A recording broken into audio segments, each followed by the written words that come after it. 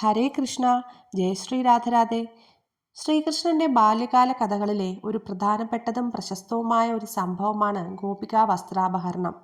ഗോകുലത്തിലെ അവിവാഹിതരും വിവാഹിതരുമായിട്ടുള്ള പെൺകുട്ടികൾ കാർത്യായനി വ്രതം എടുക്കാൻ തുടങ്ങിയിരുന്നു. ഇത് ഏകദേശം ഒരു മാർഗശീർഷ മാസത്തിലാണ്, നവംബർ ഡിസംബർ മാസക്കാലയളവിൽ. അത് രാവിലെ തന്നെ ഗോപികമാരെല്ലാവരും യമുനാ നദിയിൽ കുളിക്കുമായിരുന്നു. അതായത് എല്ലാ ദിവസവും സൂര്യൻ ഉദിക്കുന്നതിന് മുമ്പ് തന്നെ അവർ എണീക്കുമായിരുന്നു. തമ്മിൽ തമ്മിൽ പേരുകളൊക്കെ വിളിച്ച് എല്ലാവരും ഒത്തുചേർന്ന് കൈകളൊക്കെ കോർത്തു പിടിച്ച് ഭഗവാന്റെ സ്തുതികളൊക്കെ പാടിക്കൊണ്ട് അവർ യമുനാ നദിയിൽ കുളിച്ചിരുന്നു. ഭഗവാനെ ഭർത്താവായി കിട്ടാൻ വേണ്ടി ഗോപികമാർ ഒരു വ്രതം എടുത്തിരുന്നു. അതാണ് കാർത്യായനി വ്രതം.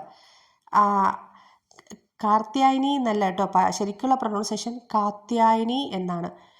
ആ മന്ത്രം ഇങ്ങനെയാണ്: കാത്യായനി മഹാമായേ മഹായോഗിന്നതീശ്വരി നന്ദഗോപസുതം ദേവി പതിന്മേ കുരുതേ നമഃ. അപ്പോൾ അതായത് ഇവരിങ്ങനെ എല്ലാ ദിവസവും ഇവർ യമുനാ നദിയിൽ വരികയും കുളിക്കുകയും പ്രാർത്ഥിക്കുകയും ഒക്കെ ഇതൊരു പതിവായിരുന്നു. ആ സമയത്ത് ഇങ്ങനെ ഒരിക്കൽ കുളിച്ചുകൊണ്ടിരുന്ന സമയത്ത് അവരുടെ വസ്ത്രങ്ങളൊക്കെ നദീതീരത്ത് അഴിച്ചു വയ്ക്കുമായിരുന്നു.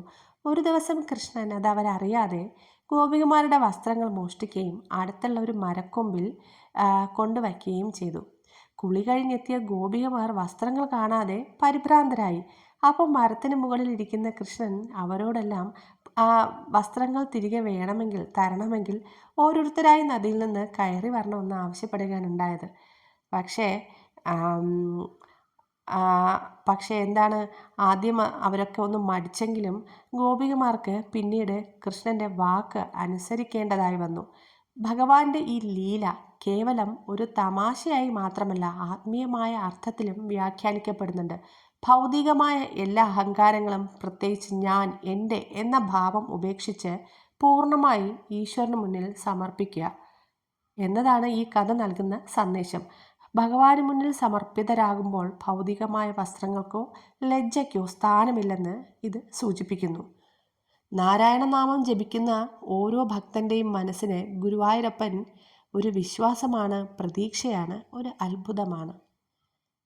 ഇത് വൃന്ദാവനത്തിൽ ഈ ഗോപിക വസ്ത്രാപഹരണം നടക്കുന്ന സ്ഥലം ചീർഘട്ട് എന്നാണ് അറിയപ്പെടുന്നത്. അവിടെ പോകുമ്പോൾ കാണാൻ സാധിക്കും ഇങ്ങനെ ഭഗവാന്റെ ലീലകളൊക്കെ നടന്ന ഒരുപാട് സ്ഥലങ്ങൾ ഇങ്ങനെ വൃന്ദാവനത്തിൽ ഇങ്ങനെ ഓരോ പേരുകൾ അവിടെ അവരുടെ പ്രൊട്ടക്റ്റ് ചെയ്ത് അവിടെ വെച്ചിട്ടുണ്ട്.